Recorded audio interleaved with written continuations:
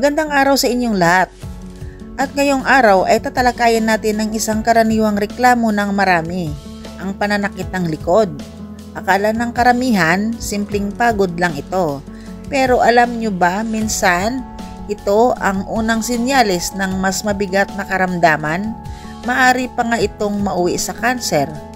Kaya bago pa mahuli ang lahat, pakinggan ninyo ng mabuti ang buong video na ito dahil pag-usapan natin ang mga dahilan, sintomas, mga posibleng komplikasyon at syempre mga paraan para maiwasan ang pananakit ng likod bago pa ito lumala. Marami sa atin ang nakakaranas ng pananakit ng likod. Minsan, pagkagising sa umaga, masakit na. O kaya naman kapag umuupo ng matagal, biglang kumikirot. Ang ilan binabaliwala lang, sinasabing baka nainitan lang o baka natulog lang sa maling posisyon. Pero alam mo ba, kapag paulit-ulit na ang sakit sa likod at lalo na kung umaabot na sa bewang, tagiliran o hita, posibleng may nangyayaring mas malala sa loob ng iyong katawan. Mga posibleng sanhi ng pananakit ng likod, hindi lang basta pagod o maling higa ang dahilan. Narito ang mga madalas na sanhi. Muscle strain o lamig dahil sa biglang pagbubuhat ng mabigat o maling posisyon. Desk problem. Kapag ang cushion sa pagitan ng buto ng likod ay dumulas o napisa, nagdudulot ito ng matinding sakit. Arthritis o osteoporosis, karaniwang sa may mga edad. Pero ngayon, pati mga bata at kabataan ay nagkakaroon na dahil sa kakulangan sa ehersisyo at maling postura. Obesity, masyadong mabigat ang katawan, kaya pinipilit ng likod ang bigat ng katawan. Stress, oo, kahit emotional na stress, nakakaapekto sa likod. Pero ang pinakadelikado sa lahat ay kung ito ay sintomas ng kanser sa buto, kidney o spine. Kapag ang pananakit ng likod ay sinyalis ng kanser, mas seryosong tono. Marami na akong pasyente noon na dumating sa ospital dahil lang sa simpleng pananakit ng likod. Nang in-x-ray at CT scan namin, may tumor na pala sa spine. Ang iba naman ay may bone metastasis. Ibig sabihin, kumalat na ang kanser sa buto. At nakakalungkot dahil kung sana naagapan, maiiwasan sana ang paglala. Kaya kung ikaw ay may matagal ng pananakit ng likod na hindi nawawala kahit nagpapahinga, nawawalan ng timbang ng hindi mo alam kung bakit, lagi kang pagod, pawisin sa gabi at may lagnat paminsan-minsan, o kaya naman may pamamanhid sa binti, paa o balakang, huwag mong ipagsawalang bahala. Dahil posibleng sinyalis na ito ng spinal tumor o bone cancer. At tandaan mo, ang kanser ay tahimik, hindi agad nagpaparamdam, hanggang sa huli na ang lahat. Mga sintomas na hindi dapat baliwalain, bukod sa paulit-ulit na pananakit ng likod, bantayan ang mga sumusunod. Pananakit na lumalala tuwing gabi o kapag nakahiga. Panghihina ng binti. Pagkawala ng kontrol sa pag-ihi o pagdumi, paninigas ng katawan, at pakiramdam na parang may kuryente sa likod kapag gumagalaw. Kung isa man ito ay nararanasan mo, kumonsulta agad sa doktor. Huwag maghintay na mawala ng pakiramdam bago kumilos. Ang pag-iwas ay nagsisimula sa tamang disiplina. Narito ang mga dapat mong tandaan. Panatilihin ang tamang postura. Kapag nakaupo, dapat ang likod ay tuwid. Iwasang yumuko habang gumagamit ng cellphone o computer. Iwasan ang biglang pagbubuhat. Kung magbubuhat ng mabigat, tiklopin ang tuhod, hindi ang baywang. Mag-ehersisyo araw-araw.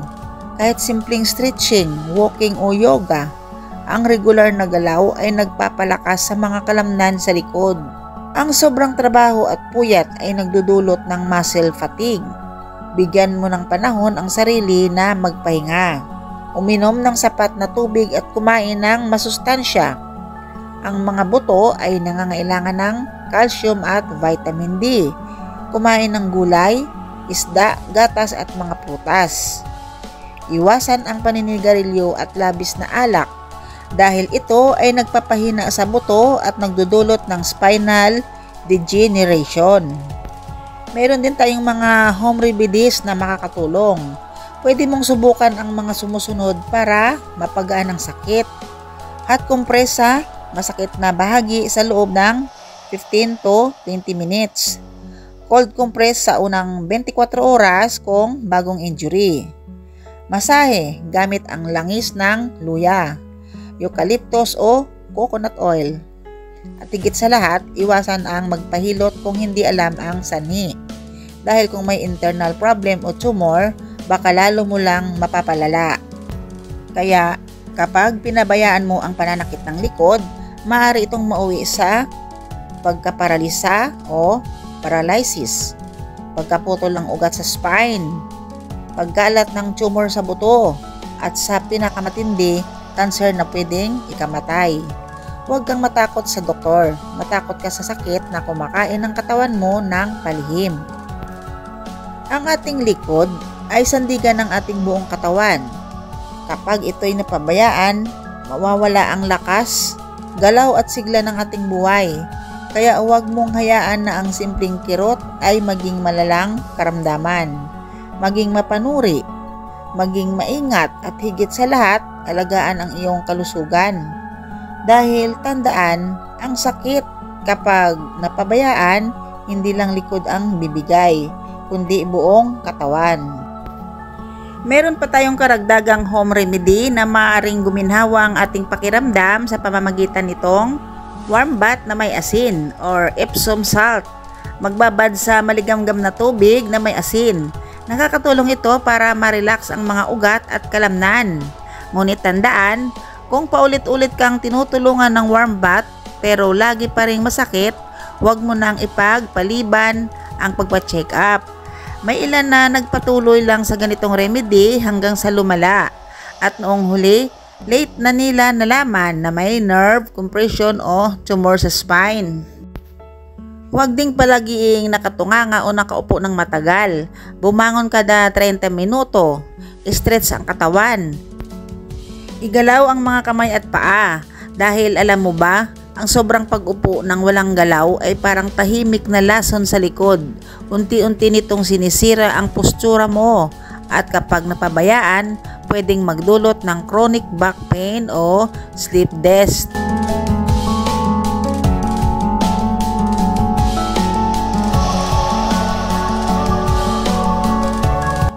Uminom ng salabat o turmeric tea. Ang luya at turmeric ay natural na anti-inflammatory. Nakakatulong para bawasan ang pamamaga sa likod. Pero huwag mong abusuhin. Kapag uminom ka ng mga herbal tea araw-araw pero hindi mo pinapatingnan ang ugat ng sakit, baka inaantala mo lang ang tunay na problema.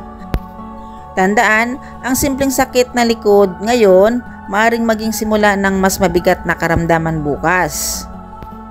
Paalala lang po, ang sakit sa likod ay hindi laging dahil sa pagod. May mga likod na sumasakit dahil may gustong ipahiwatig ang loob ng katawan mo. Kaya habang maaga, alagaan mo ito dahil kapag huli na, baka ang iniinda mong ordinaryong sakit sa likod ay palatandaan na ng sakit na hindi na kayang gamutin ng langis o pahinga lang. Ako po si Dr. Zin at ito ang inyong gabay tungo sa mas malusog na likod at mas mahabang buhay. Hanggang sa muli at ingatan nyo ang inyong kalusugan.